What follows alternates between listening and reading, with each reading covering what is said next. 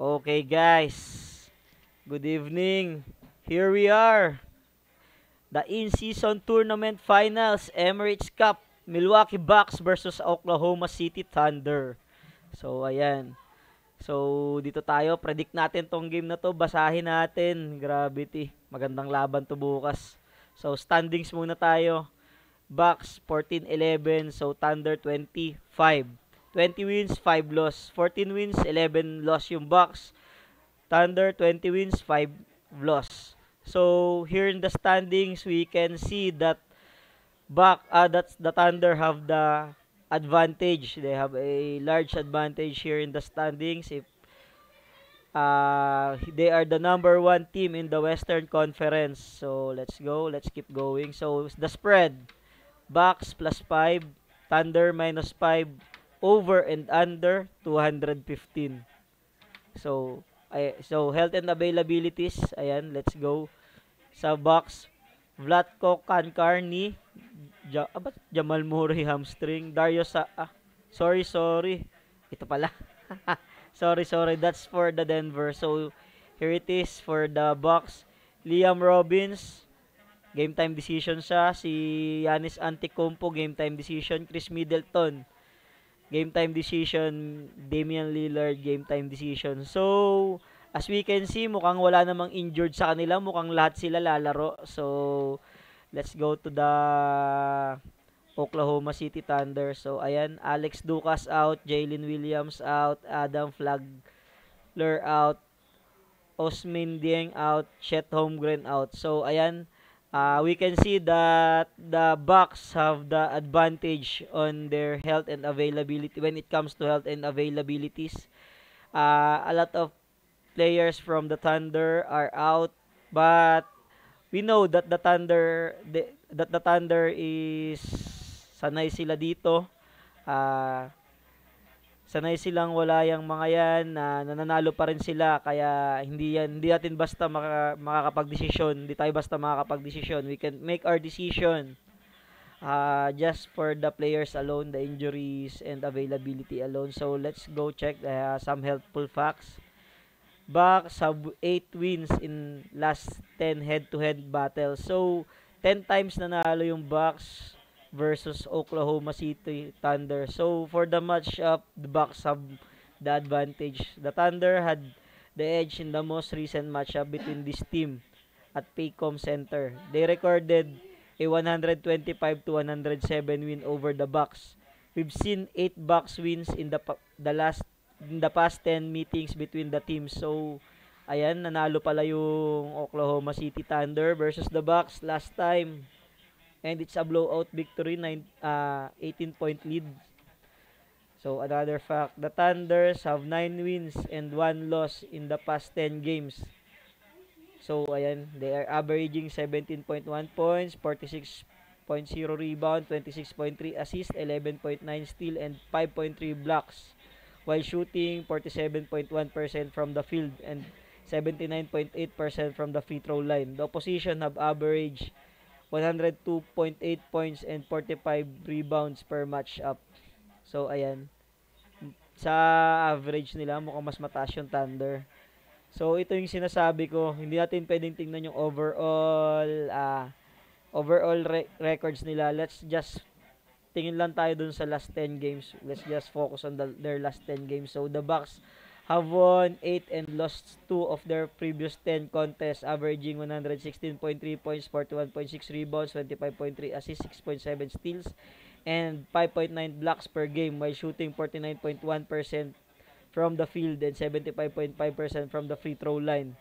So their opponents have an average of 11.4 points and 42.9 rebounds. So as this uh, as this based on the records, halos pareha sila on the roll.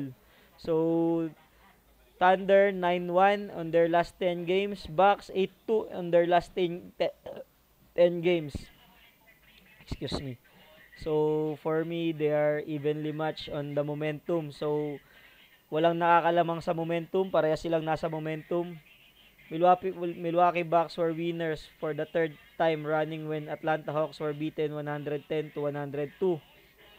Giannis Antetokounmpo rack up 32 points, 14 rebounds, while Damian Lillard scored 25 points and Brook Lopez is 16. So, ayan yung panalo nila. So, ito naman, Shai Gilgeous-Alexander average 32.6 points, 6.1 assists, and 2.4. So, ayan.